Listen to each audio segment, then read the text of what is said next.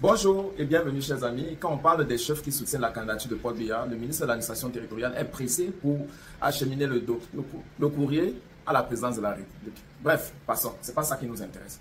Ce qui nous intéresse, c'est davantage cette convocation qu'on donne aux hommes, aux esprits un peu brillants qui ont encore la tonus de critiquer de façon acerbe le gouvernement en place. Tenez par exemple ce récit d'Equinox et on se retrouve derrière. Depuis quelques semaines, plusieurs personnalités influentes de la société civile et de l'opposition camerounaise reçoivent des convocations judiciaires dans le cadre de diverses affaires. Cette vague de convocations qui semble se multiplier à un moment crucial de l'histoire du pays suscite des interrogations sur les véritables intentions des autorités camerounaises. L'analyse de Carlos Minoué et Pierre Laverdiomba. Maître Emmanuel Sim a été convoqué par le secrétariat d'État à la Défense pour répondre des accusations qui pour l'instant restent floues. Quelques jours auparavant, Maître Alice Com, une figure emblématique de la société civile et de la lutte pour les droits de l'homme, a également été convoquée après une plainte déposée contre elle par l'ONG Observatoire du développement social. Des interrogations fusent avec la convocation toute récente de Michel Doki, membre de l'ONG Les Bâtisseurs de la Nation, dans le cadre d'une plainte déposée par Siliam Vogo, préfet du Vouri. L'accumulation de ces convocations sur une période relativement courte semble envoyer un message fort. C'est le lieu d'interpeller nos autorités publiques à faire preuve de plus de pédagogie. Nous devons savoir que la garantie du respect du droit, la primauté de la loi, ne passe pas forcément par la répression, ne passe pas inéluctablement par la réaction. Ce phénomène, au moment où le pays traverse une phase délicate de son histoire, interroge sur les véritables intentions des autorités. Pourquoi maintenant, à l'orée d'une année, alors que le Cameroun s'apprête à vivre de nouveaux défis politiques? Les personnalités visées par ces convocations ont toutes un point commun. Elles sont toutes des voix critiques du régime en place. Maître Alice Com et Maître Emmanuel Sim sont activement impliqués dans la défense des droits de l'homme et sont également des figures de proue de l'opposition politique. L'ONG Les Bâtisseurs de la Nation de Michel Doki milite quant à elle pour une meilleure gouvernance et la promotion de la justice sociale. Ces activistes se sont souvent distingués par leur position ferme face à un pouvoir qu'ils jugent autoritaire et répressif.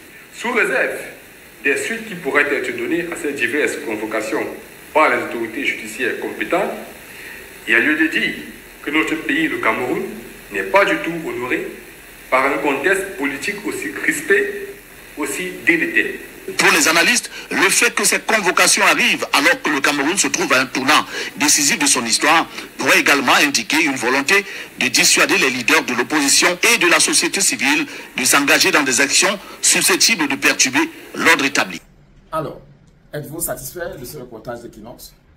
Bon, là où j'ai un peu de doute, c'est de savoir si véritablement Maître Alice Com est-elle partisan. Moi, je pense que c'est vrai, elle a soutenu Maurice Kamto, mais j'ai des vidéos d'elle qui affirme clairement qu'elle n'est pas du MLC, même si elle a beaucoup d'admiration pour la démarche du MLC. Bien, d'accord là. Les prisonniers politiques, il faut les faire libérer. Il faut que chacun apporte sa pierre à leur libération. Ce n'est pas l'affaire du MLC. Ce sont des citoyens. S'ils ne le font pas, demain ce sera leur tour. Il n'y a plus de limite. Voilà.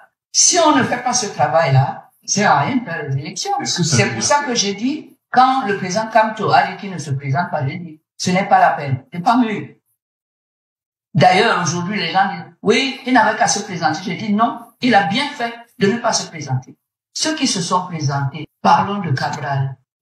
Qu'est-ce que ça a donné pour son parti, pour lui-même, pour la démocratie? Ça a donné quoi? Au moins, on peut dire que le président Kamto est un homme de dignité. Il n'a pas voulu que, et après avoir constaté ce qu'il a constaté, aller encore dans cette mascarade-là, de cette manière-là. On peut pas parler de démocratie aujourd'hui au pays, sauf celui qui est capable, qui est chargé de nous dire quelle démocratie il est en train de mettre en place ici. À part celle qui lui permet de dire que il a 71% des faveurs de l'électorat et qu'il a gagné. Voilà. Ben, je n'ai pas eu de contact avec le président Kamto après sa sortie de prison. Et je ne suis pas militant du MRC. Il a été me dire bonjour parce que j'étais très proche. J'étais parmi les gens qui étaient contre son arrestation et qui avaient loué le travail qu'il avait fait pendant la campagne. Il a fait une campagne comme personne n'a fait. D'ailleurs, le président Biya ne fait jamais de campagne. Il ne nous fait pas de promesses de campagne.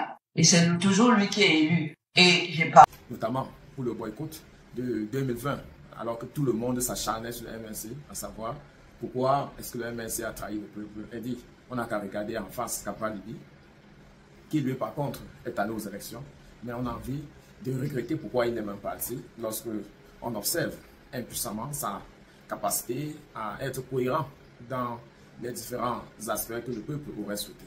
Mais à l'autre là, on passe. Prenons un cas qui nous semble un peu particulier. Maître Emmanuel Sim. Qu'est-ce qui se passe? Je vous invite à suivre cette sortie qu'il a fait au lendemain de l'audience face au Conseil constitutionnel. Est-ce que ça serait à l'origine de sa convocation? Suivez plutôt. Le Conseil national, à l'audience ce matin, a cru devoir se déclarer incompétent à connaître du recours introduit par le MRC, demandant que le Conseil ordonne à Elecam de publier la liste nationale des personnes inscrites au Cameroun sur le fichier électoral. Pour nous, il s'agit là d'un véritable déni de justice. Le Conseil a refusé de dire le droit. On lui demandait simplement de constater ce qui est vrai, que Elecam n'a pas rempli l'obligation de l'article 20 du Code électoral qui lui prescrit de publier le 30 décembre de chaque année la liste nationale des élections. En se déclarant incompétent, ce Conseil ne peut pas dire à quelle autre juridiction nous devons nous soumettre. Il nous semble, mais cela est la vérité, que ce Conseil-là a plénitude de compétences pour rendre des décisions lorsque un organe électoral refuse de manière éhontée, pour ne pas dire plus, de se soumettre à la loi.